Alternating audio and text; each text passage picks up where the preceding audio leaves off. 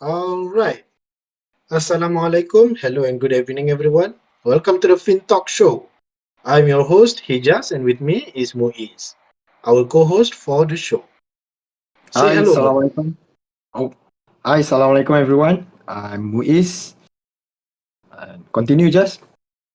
Okay. This podcast has three segments, and we will be touching on various topics regarding finance, real estate, and business.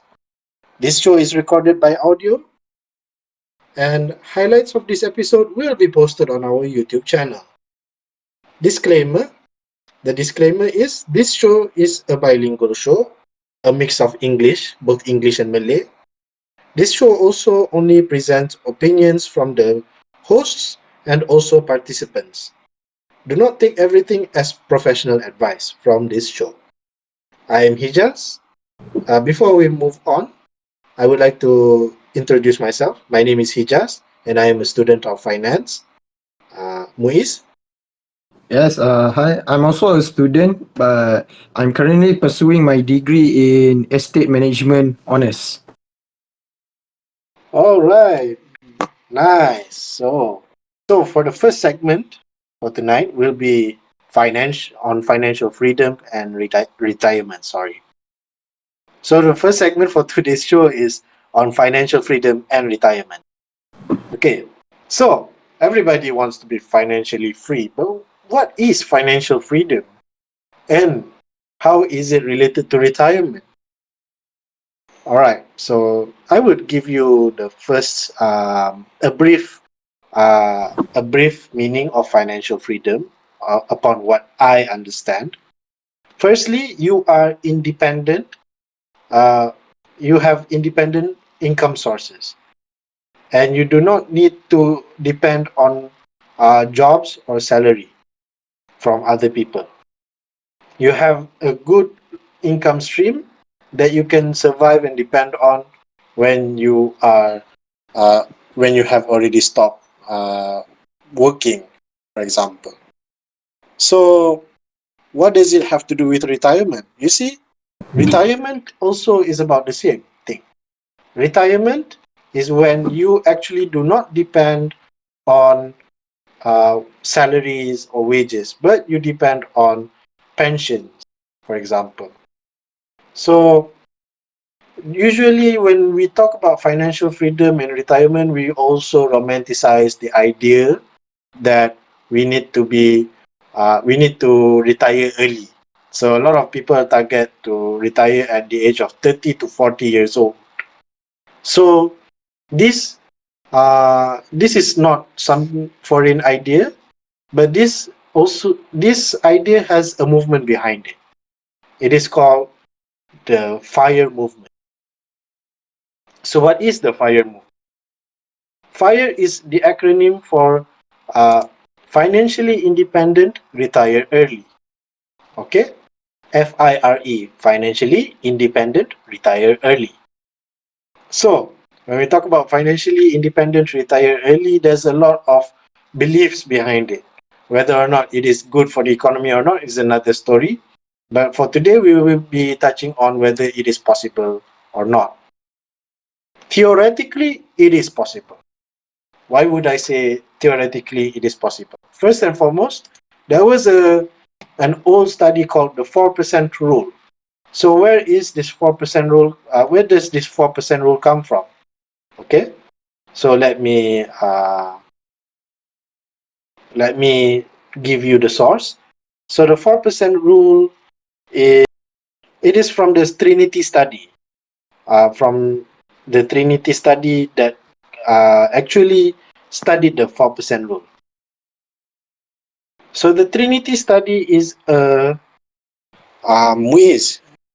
Do you want to know why this rule actually exists? This 4% rule. Yes, bro. Can you explain a little bit more on four the 4% rule? Okay.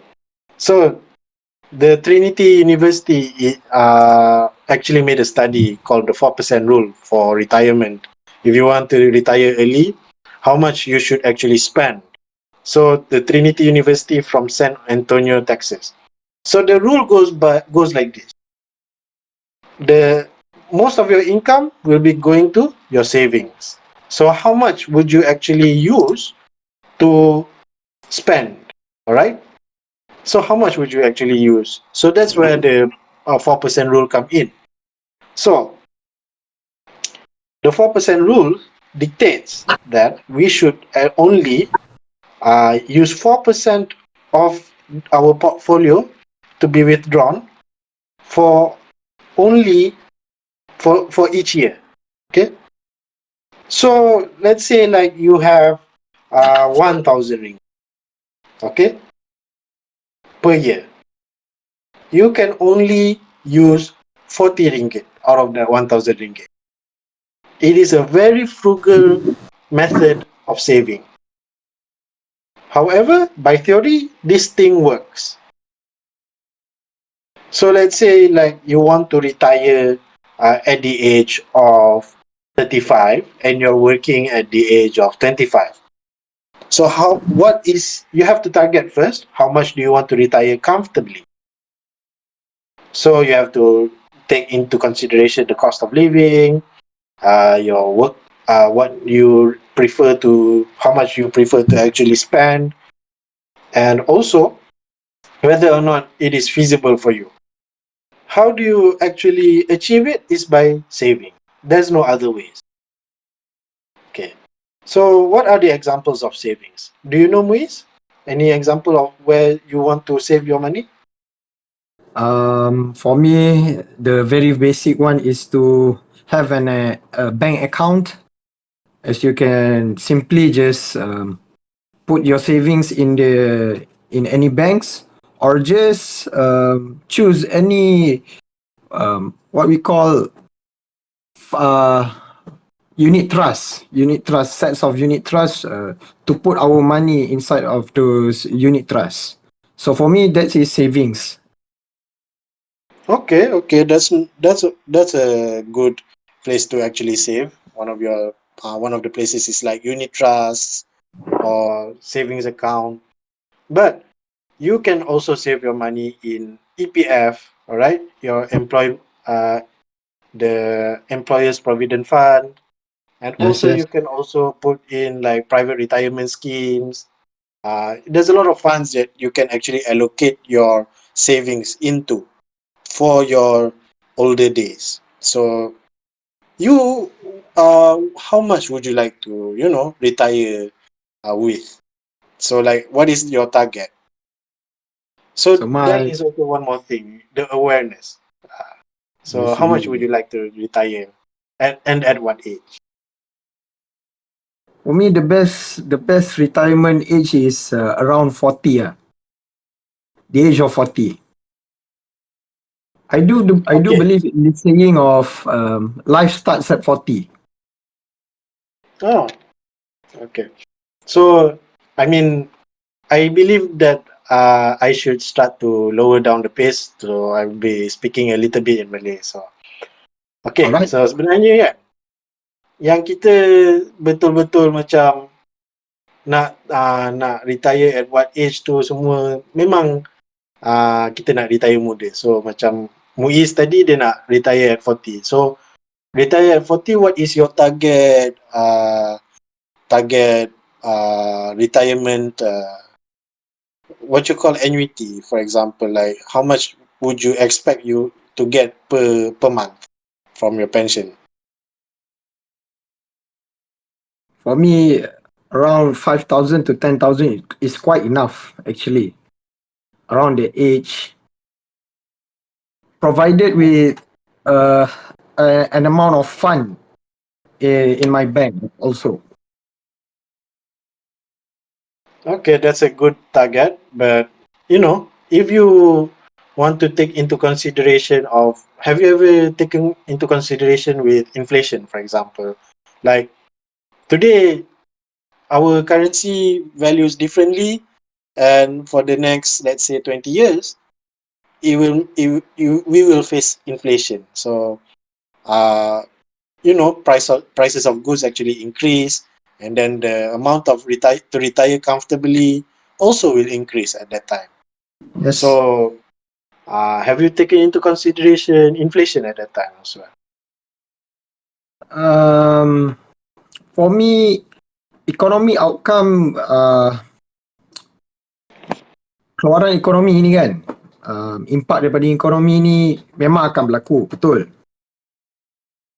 Ini just Okay. orang panggil a future target.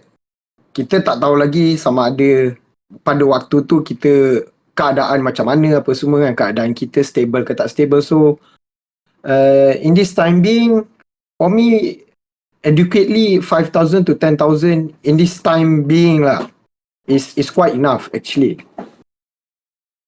So, kau rasa macam sekarang kalau kau ada 5,000 ke 10,000 memang sangat selesa lah kalau sekarang sebulan. Provided that kalau aku dah pension and whatsoever and I have a certain amount of money in my bank, so aku rasa itu dah cukup memadai. Cukup memadai Sebab kalau macam setiap bulan kau dapat macam kalau sekarang setiap bulan kau mesti rasa macam kau boleh tampung makan, minum and also sara hidup. yes, Tapi macam kau cakap Jazan, financial freedom kan. Kau dah dibebaskan daripada financial obligation kan. For instance, mortgage rumah kan, credit card and whatsoever lah. So benda-benda macam tu, time kau dah retire, kau mesti nak expect benda tu dah tak ada dah dengan kau.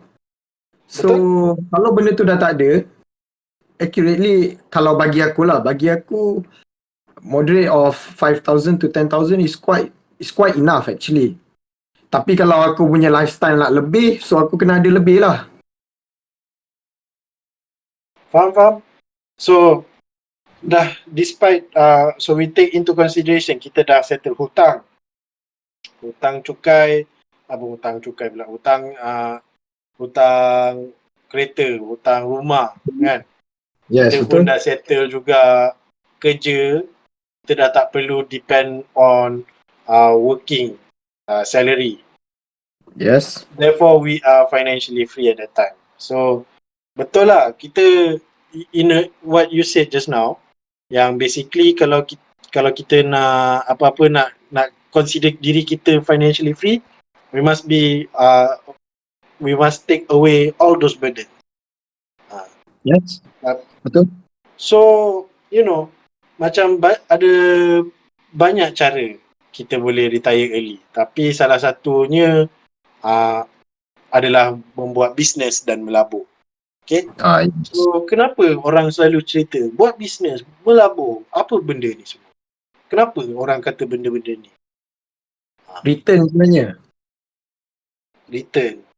So Bagi aku return lah. macam dividen, makan dividen kan. So kita boleh makan rental contohnya, kalau kita ada rental property, kita boleh makan rent. Duit rental. And then kita juga boleh makan duit dividen kalau kita melabur kat satu syarikat ataupun apa-apa fund yang memberi dividen. Betul tak? Betul. So the whole idea to be financially free ni or financially independent ni is to create income stream yang konsisten. I see. So macam ibarat macam kita nak ada income stream kan. Setiap income stream tu kenalah konsisten. It is not an income stream kalau benda tu tak konsisten. So asalkan dia konsisten, baru kita boleh tingkatkan lagi berapa banyak dia boleh flow. So dia macam kita set banyak pili pipe kan. So pili pipe tu akan mengalirkan air. Last baru kita nak deraskan dia, baru kita letak banyak air dalam tangki macam tu lah. Dalam hal ni kan, aku perasan contohnya lah, kalau bisnes lah, untuk develop income stream daripada bisnes ni agak sukar lah bagi aku. Kalau macam investment instrument tu, dia ada fixed income right, macam dividen, macam kalau kita beli bond kita ada coupon rate, yes lah, macam tu lah. Tapi kalau macam bisnes ni, dia bergantung kepada banyak faktor tau Jazz. banyak faktor, betul? Like keadaan ekonomi, berapa, how stable your financials are inside your company. So, itu external factors pula. Lepas tu kalau internal factors pun ada macam-macam pula kan. Betul? So, pasal ada But operation, your product, your target market, marketing and whatsoever tu, macam benda tu really plays a lot lah. So, bagi aku kalau nak build income stream ni daripada business ni, dia bergantung kepada individu-individu yang nak lah. dia kemahiran lah, last untuk aku. Kalau kau ada kemahiran macam mana nak run and operate the company yang kau dah buat, boleh je dia macam stream income. So Yes. like for example kau nak buat satu company, company ni contohnya company ni khas jual food beverages, let's say boba. Okay? Okay. So kau cuma jual boba je. Kau dah siapkan modal, dah siapkan mesin semua. Orang hanya perlu bancuh teh and then letak bubble tu dalam boba tea tu and then serve kat orang kan. Yes. So kau mesti ada target sales. And then target revenue. At the end of the Betul day, lah. from the revenue you derive the profit, and from how many percent from the profit will be your income. And Betul lah. then yang lain Benda tu semua turun sebenarnya the sebagai company. indikator lah. Excuse me? Benda tu sebenarnya sebagai indikator kita lah, indikator kita punya performance lah, business performance. Yes. So boleh je, tapi at the end of the day, kalau ikutkan sebenarnya you are not that free lah, but you are your own boss. You are more Yes. independent than a lot of people. I see. Ibarat macam tu. Okay, so we have here Imran Chot inside our server for today, inside our chat. Hi, welcome Imran. Welcome. Imran ni dia dulu my roommate in your item seremban. Hey, So feel free that's to join. Feel free to join our discussion also. We welcome kalau kau nak every point of view. kalau kau nak macam participate dalam discussion boleh je Chot. Kalau kau nak. No Okay. worries. Tak apa. Tak apalah. So kita dah sampai mana tadi? Okay. So back to the fire movement. Okay, aku ada dua pandangan tentang fire movement. Satu, it is ridiculous lah kalau kita nak retire early, kita kena save duit banyak-banyak. Tapi in a way it works. Tapi there's also a conservative way to look at it. Kalau kau selalu dabble in YouTube, ada satu show nama dia The Dave Ramsey Show. So Dave Ramsey ni dia adalah seorang yang sangat konservatif dengan duit dia. Dia akan kata kat kau buat semua dengan modal sendiri, ambil gaji buat modal, jangan berhutang. Jangan ambil credit card, jangan ambil hutang rumah, kalau boleh pay everything in cash. Kalau ambil loan pun, ambil loan yang low interest, mortgage yang low interest, macam tu lah. Dia kata, jangan fikir nak retire early. Fikir baby steps tau. Dia cerita tentang baby steps dia. Bila dia cerita tentang baby steps dia kan, dia ada step-step yang, okay, what is our first thing that needs attention, okay? So, let's say, so this is the 7 baby steps from Dave Ramsey. Nanti aku akan kongsi kat server. So, baby step number 1, kau kena set up emergency fund. Daripada kau ambil route nak retire early, better kau start dengan emergency fund. Emergency fund ni, kenapa kau kena ada emergency fund? Aku tanya kau. Kita banyak faktor lah. Macam kita manusia kan, kita terikat dengan apa? Dengan kesihatan kan? Kesihatan, betul? Betul kan? So anything could happen to us kan? Macam kita drive, suddenly orang boleh terlanggar kita and whatsoever, kita boleh terjerumus kepada kesakitan dan Itu lain-lain lagi lah. itu betul, betul. Hmm. Okey, tapi yang tu orang selalu kata, "Oh, tapi aku ada takaful." Sebenarnya macam ni, insurans semua tu memang membantu, tapi emergency fund ni untuk menyara hidup sekiranya we get laid off from our work. I see. Contohnya masa COVID kan. Masa COVID, kau nampak ramai orang hilang kerja. Betul tak? Ya. Sangat sedih reality dia. Gantung pada sektor jugalah. So emergency fund ni, kau kena target berapa lama emergency fund tu patut last. Orang simpan dalam emergency fund ni, dia buat simpanan sampai benda tu boleh last setahun, 2 tahun. Dulu orang kata 6 bulan cukup sebab 6 bulan orang terus boleh jumpa kerja. Tapi sekarang ni kerja pun peluang kerja makin lama makin sikit kan. So dia mula extend. Kau patut save sampai setahun, 2 tahun. Tapi realistically we can only do from 3 months to 6 months. Sebab kita kadang-kadang perlu banyak belanja dalam hidup kita. Tapi tak apa. Tu emergency fund. So the next step is pay off all our debts. So kenapa kita nak pay off all our debts? Sebab debts ni, hutang ni semua beban. So beban ni, kalau kita nampak benda ni akan makan kepada benda yang boleh sepatutnya menjadikan kita punya belanja kan untuk hari tua kepada benda yang untuk setakat nak cover asset punya, acquiring the asset. Contohnya rumah. Hutang rumah tu kalau tak settle, memang benda tu akan bebankan kita. Hutang kereta juga, sebab dia makan tahun lama juga. Betul. So lagi satu, kalau kita lihat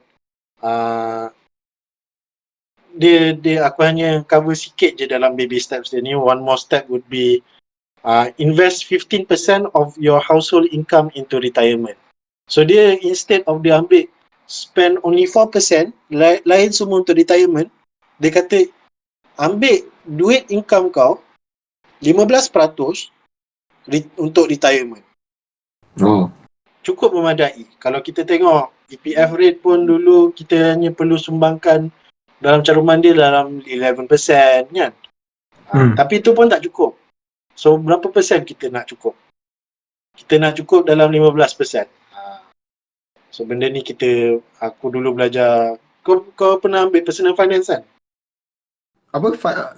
Decimal Personal finance? finance. Personal finance, time diploma aku tak ada benda tu. Degree? Tak ada. Degree langsung tak ada.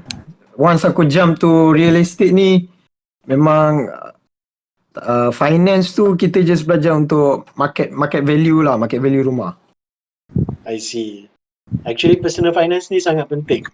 Kau boleh tengok taxation semua. But back to retiring early, ramai orang memang romanticize the idea of retiring early.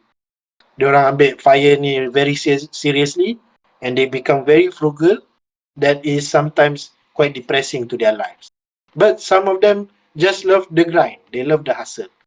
And they love to be, romantic about it. And they want to retire at the age of 30, 35, 40. So, yeah. Kita pun rasa macam, wah, kalau boleh kita retire early juga. Betul tak? Betul. Siapa je tak nak. Kalau boleh kita pun buat. Tapi kalau ikut conventional, yang konservatif punya style macam Dave Ramsey tu aku cerita, yang 7 baby steps tu, dia cuma cerita emergency fund, 15% retirement, 15% household income untuk retirement. Aku ada soalan, Jas. Apa dia? Untuk set up emergency fund tu, berapa allocation yang kita patut letak daripada income kita tu? Yang tadi yang baby steps tu, dia kata start off with $1,000. Untuk kita RM1,000 ke kan, depends on the cost of living lah. Every month tu, either by month ke quarterly or annually? Save by month lah. Every month kau kena sumbangkan as much as you can. Asalkan kau boleh cover kau punya expenses for the month, terus letak dalam emergency fund. I see. Ni orang kata susah-susah dulu, senang-senang kemudian lah. Yeah.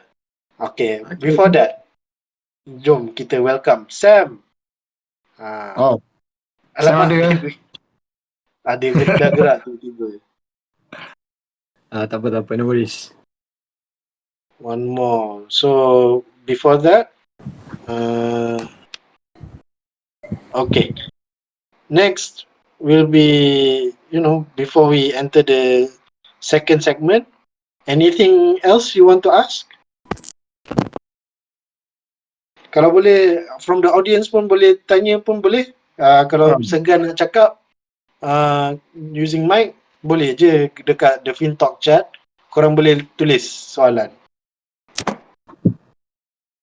So our first segment, we are talking about financial freedom and retiring early lah, retirement actually.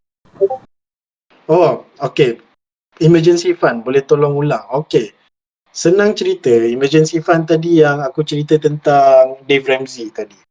So Dave Ramsey, dia cerita baby steps dia. First set up. Okay.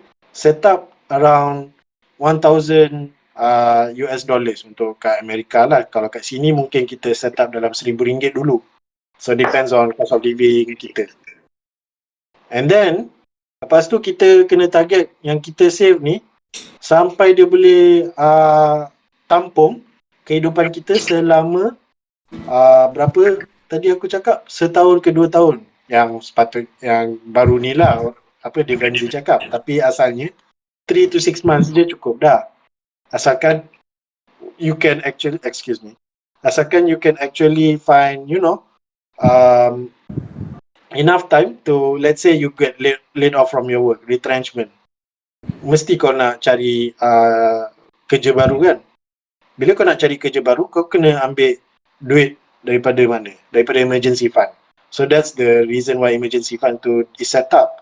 Asalkan benda tu from 3 to 6 months kau ada untuk cover tampung kos sara hidup kau, it's no problem. Kalau kita ganti emergency fund ni, kalau kita ganti emergency fund ni dengan asset, okay ke? Like commodities, gold, ataupun boleh? sebagai contoh asset yang depreciate tapi tak depreciate, orang panggil tak depreciate teruk lah. Macam okay, kalau kat chat ni Sam kata from his understanding 6 bulan salary for working people and 1 year for business people. Tu betul juga. In a way memang it depends on your circumstances. Tapi kalau ikut yang aku belajar daripada Dave Ramsey ni, asalkan kalau kau kerja enough untuk cari peluang kerja. Kalau business ni, I just go to know lah 1 year of business for 1 year for business people. Sorry. And asset, and then dia komen tadi, asset ni dia tak liquid and also fluctuate. Dengar tak? Sam, dengar. Okay, tadi ada orang tanya pasal tu kan, emergency fund kan, nak letak dalam asset kan, different class of asset. This is just from my understanding lah kan. So the purpose of emergency fund tu duit yang kita nak to cover benda yang kita tak tahu in the future lah, accidents ke anything lah, kereta rosak ke. So kalau kita put the emergency fund in commodity or assets, so dia macam defeat the purpose of emergency fund lah. Sebab first, why I say this, it's not wrong lah, but macam to me it defeats the purpose lah. Sebab you want the security fund to be a backup fund kan. You want it macam kalau you put 10,000, you want 10,000 you can deposit straight away kan. So kalau you put in asset like commodity, it fluctuates lah. So mana tahu time you nak keluarkan tu the market value is not the face value that you put lah. Instead of 10,000 you can only keluarkan 8,000. So dia macam defeats the purpose lah to me. It's not wrong by any mean, but to me it's quite risky lah. Okay. I get the point. Like for example, kau letak semua duit kau dalam saham, stock tu. In a way, Yeah, yes, you can actually lose your money if the price of the stock goes down. Yep. Ya, So lagi satu yes, the problem but of liquidating lah. Tu Sebab pun once satu. betul lah, emergency fund ni diguna pakai time kita betul-betul memerlukan kan. So time pada masa kita betul-betul memerlukan tu, tiba-tiba kita nak kena liquidate tu kan. So the process is getting longer lah in time. true. However, aku rasa, I believe, like ASB for us lah, and also, trust funds are a good place to put. Yang Yes. mana yang trust fund yang you have access to actually take out True. your money. Kalau if you But- put it in the bank, it wouldn't grow much. Yep. Like he just said lah, I think it's better to put in ESB or ESB lah, because the face value takkan drop, and is Betul. easily liquidate lah. Betul. Unit trust tu pun dia macam lebih kurang macam saham juga, because it takes some days before you can cash out kan. So Yes, but you can always take a conservative punya true. fund. Betul. Yang tak adalah risk. It doesn't risk so much on your face value Yep. or your capital. Understand. Betul. Okay. So, all right, we have already reached our time limit for the first segment. So, Muiz, do you want to continue with the second segment straight away? Boleh, Or sure. you want to rest? Oh, you want to continue straight away? All right. Okay, let's start with our second segment, which is, what is real estate? Muiz, what is real estate? Okay, for my understanding is real estate ni dia improvement of land tau. Okay, so dia consists of vacant land, residential, commercial, industrial, agriculture and others as well. So real estate ni benda yang kita nampak di atas muka bumi ni. Sebagai contoh, tanah tu paling basic lah untuk dalam real estate ni. Kalau further, building ni boleh jadi bawah tanah, atas tanah, boleh jadi atas atas awan pun ada building juga. So, any place considered asalkan ada space, kan, ada macam ruang, is real estate. Okay, sebelum tu kan, aku nak tanya, tanah bawah Hulu Langat Dam tu pun ada value Muiz cakap tadi, sebenarnya land ni, mana-mana kat dunia, land ada value. So, aku tengah contact Muiz je. Hello? Chot, boleh dengar? Boleh. Alright. So, apa yang aku faham tentang real estate is basically, like anything got to do with property, benda yang ada kat market property, untuk aku tu real estate. So hari ni aku baru belajar yang anything yang as long as there's land, that is considered real estate. As long as land it is underwater, underneath the sky, or anything that has space is considered real estate.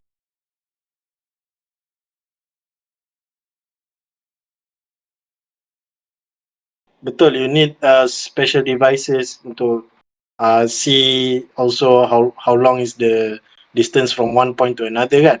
Apa yang aku selalu nampak orang training tu.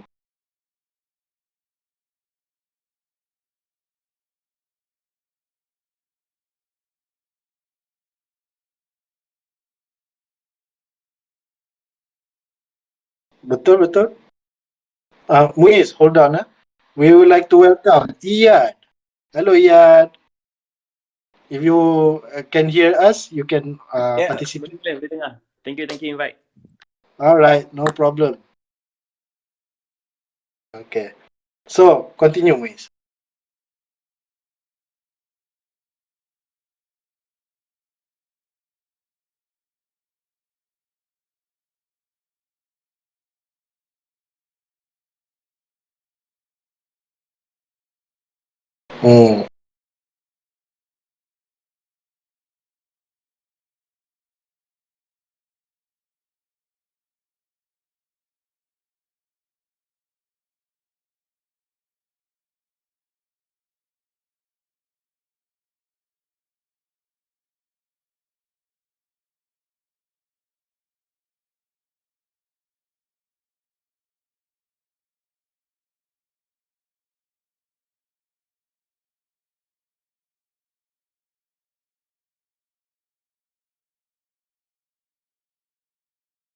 Faham?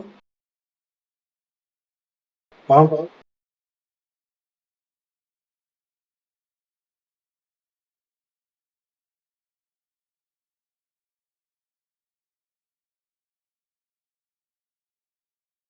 I see.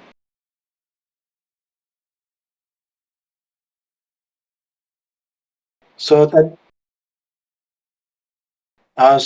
tadi kau ada sebut tentang first and foremost lands and surveyor, lepas tu inspector ya tadi yang inspect bangunan,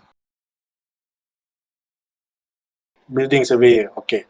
Then after that architect and engineer, finally yang ni valuer. So valuer ni yang aku dengar dia dia ada paper dia through Bovia kat Malaysia kan, betul tak? Bonds.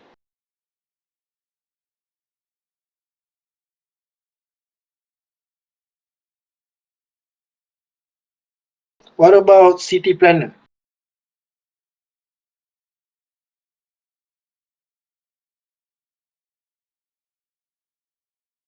I see. Okay, continue. Sorry.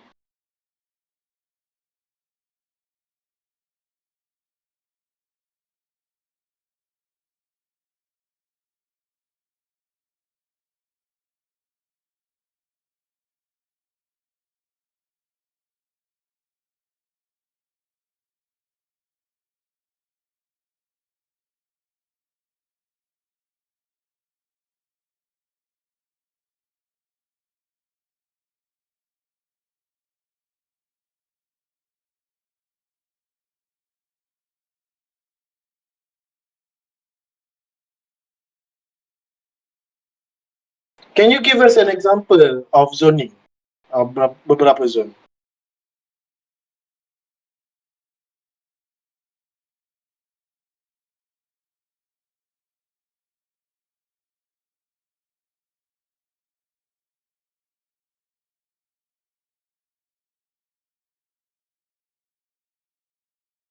Residential.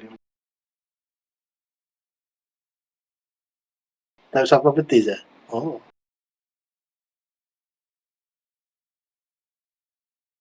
Industrial, residential. Okay. Okay. Sorry, Muiz.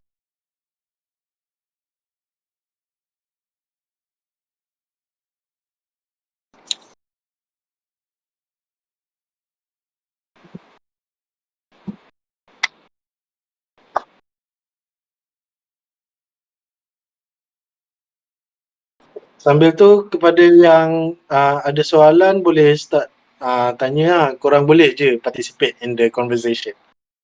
This is a interactive podcast. Macam Clubhouse lah.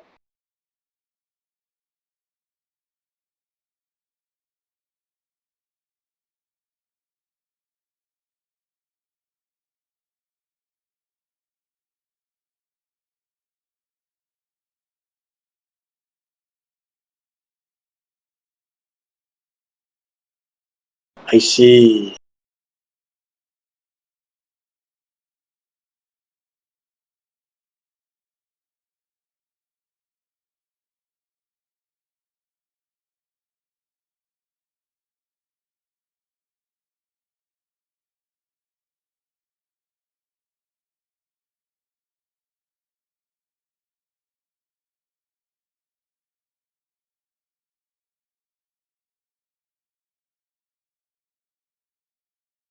Faham?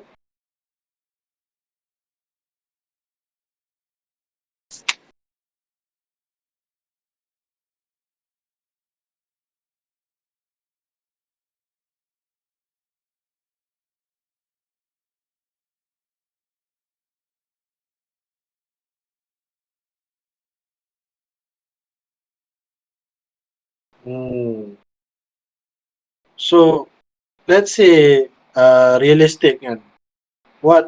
So you have already stated all the careers in real estate, and also you have also stated zoning, what is zoning, and what are land uses, and what is real estate in general. One more thing, as a layman, how do we get involved in real estate?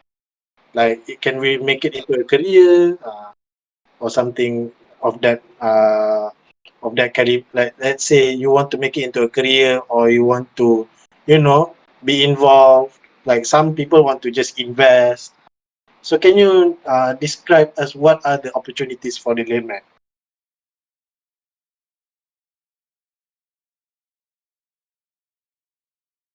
Mm.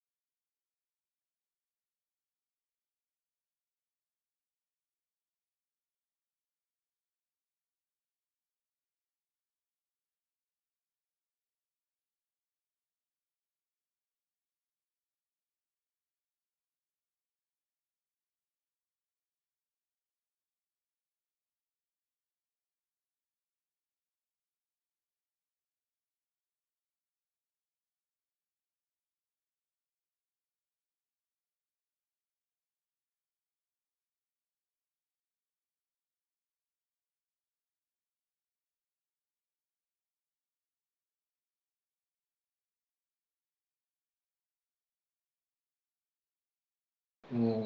Faham? Okay. So semalam we had a good conversation with Iqbal, if you remember, kan? So kita ada bincang tentang price dengan value.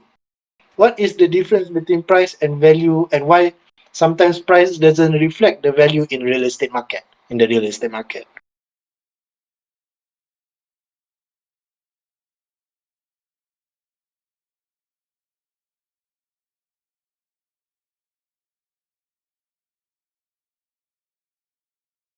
Hmm.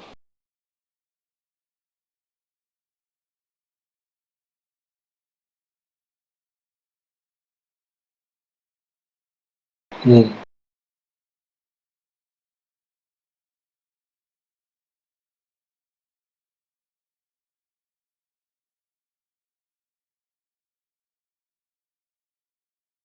Okay.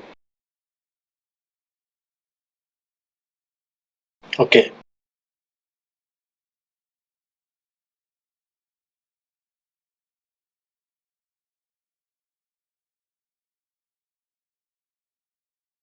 Okay.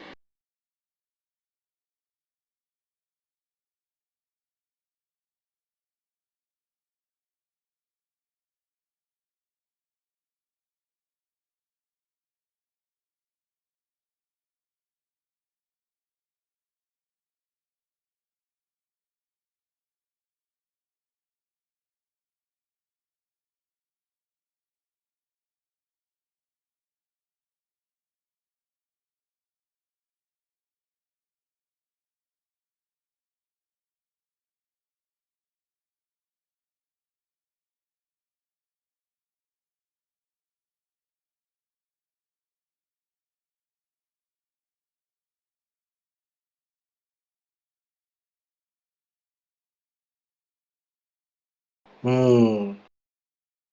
So basically, in short lah, kan, kalau kita ambil daripada segi financial understanding, basically you look at willing seller, willing buyer, and itu akan menentukan price. So macam kat stok saham, price fluctuate kat stock market. Sedangkan value, kalau if you make a proper valuation of the company, the stock should reflect a different price sometimes. So patutnya what is the market value of that share. So orang akan calculate dengan certain ratio macam aku tak ingat sangat, but it's something to do with PE times earning per share. PE times earnings per share. Betul lah tu. Actually aku kena terbalikkan formula hari tu sekarang ni. But betul lah apa yang Sam cakap. So value it reflects a different story altogether. So macam contohnya in the company, kalau kita lihat the value of the company, is it overvalue or is it undervalue? So the price But- will indicate But indicates. talking about Okay Sam, apa? talking about value lah, there's no value pun, even the value itself fluctuates. So there's no value tu tak consistent lah. Sebab business pun ada ups and downs kan. So there's no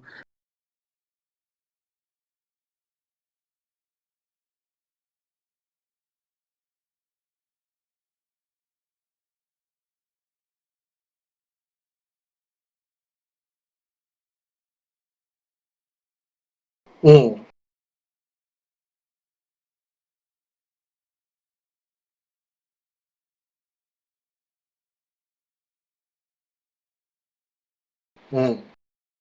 Betul.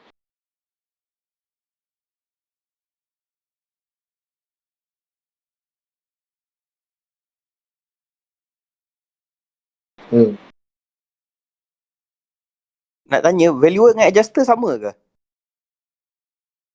Macam adjuster kan, kalau macam accident kan you ada what they call adjuster kan, nak evaluate ataupun nak kiranya predict the cost ke apa, even for house kan, dia ada macam orang bagi adjuster kan, nak tahu the value of the house. Is it same person eh?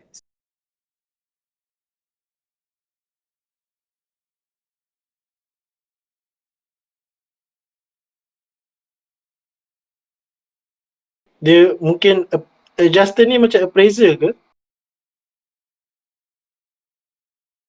Kalau appraiser macam mana lah Muiz, appraiser?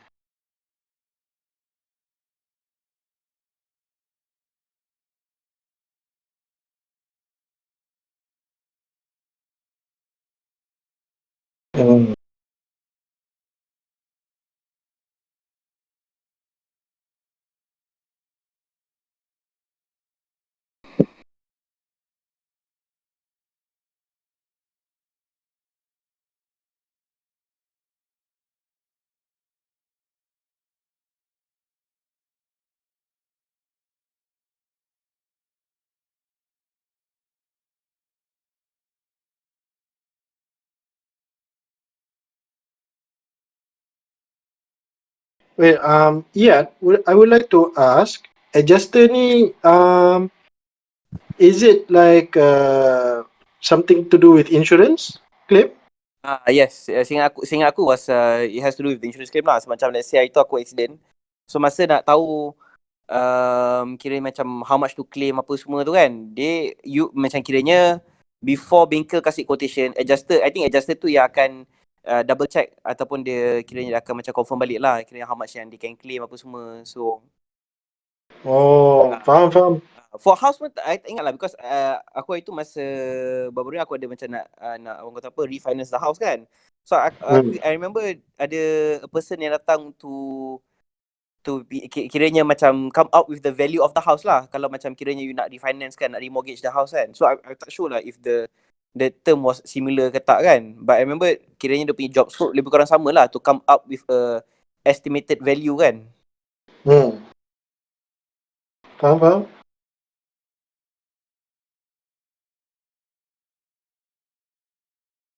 Tapi yang dalam kira ni dia macam insurance kan, dia akan adjust the what is the current value lah kot, so that the insurance boleh bagi apa yang patut yang kau claim lah kan, mengikut kadar yang kau nak claim.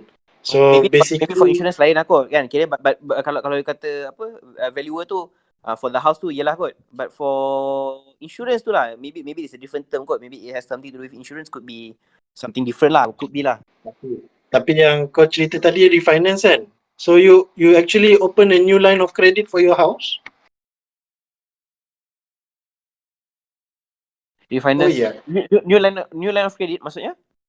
Sorry aku Like tak familiar lah. Maksudnya bayar balik lah. Kira you have to the loan you have to start you paying back as per zero lah kiranya. you actually make a new loan lah. You already finished the old Betul. loan, and then you Betul make a new betul. loan kan, tu yang refinance kan. Betul. Yes. So ini yang opening a new line of credit. Ni something yang kita boleh bincang on another day. Muiz dengan aku hari tu ada bincang pasal benda ni. And Nice. what it has to do with kalau macam kat banks kan, why this is a question for a lot for all the audience to ponder. Kenapa kenapa orang beli kondo luxury? Kenapa ramai orang beli kondo luxury sedangkan banyak kondo luxury tu tak ramai pun duduk dalam, tapi it's fully occupied selalu. So tu yang ada kena mengena dengan what people call as HELOC, equity line of credit. But it is a form of refinancing. Aku rasa ada beberapa jenis refinancing. Tapi opening a new line of credit ni dia ibarat macam kau buat credit card. It's a second mortgage altogether. Dia macam credit card where dia cuma hanya membuatkan property tu menjadi tebusan. So let's say property tu betul, correct me if I'm wrong Muiz. Kalau property tu let's say kau dah letak new line of credit, kau dah keluarkan duit tu untuk macam spend untuk macam like a credit card lah kan. If let's say you fail to pay the interest kan, which is very low, you will the property will be taken away by the bank. Property tu as collateral, and it doesn't have to do with your personal finance. So kau takkan bankrupt from that. Although benda tu akan bite back kalau property tu kau tak dapat dilelong. Mungkin benda tu akan bite back kat kita. Sebab dia tak dapat dilelong at the market value, market price if I'm not mistaken. Betul tak Muiz?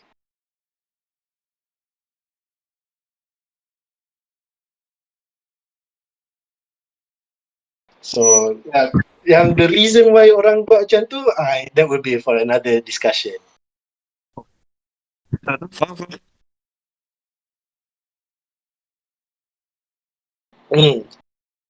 Go ahead.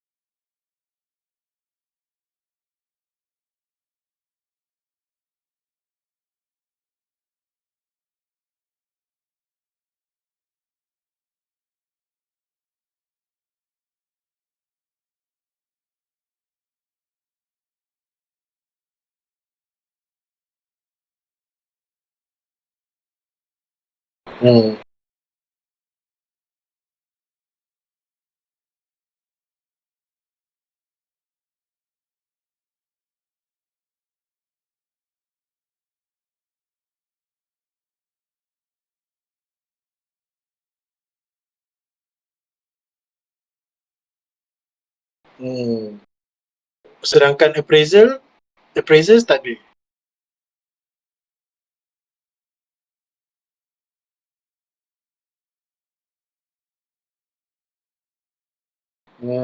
Faham. So kalau within Selangor boleh lah kan, tapi kalau dia jump other states tak boleh.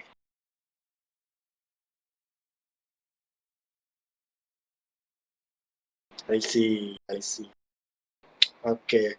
So we have come to the end of our second segment. So before we end it properly, ada any questions from the audience? Tak ada. I'm good. Thank you.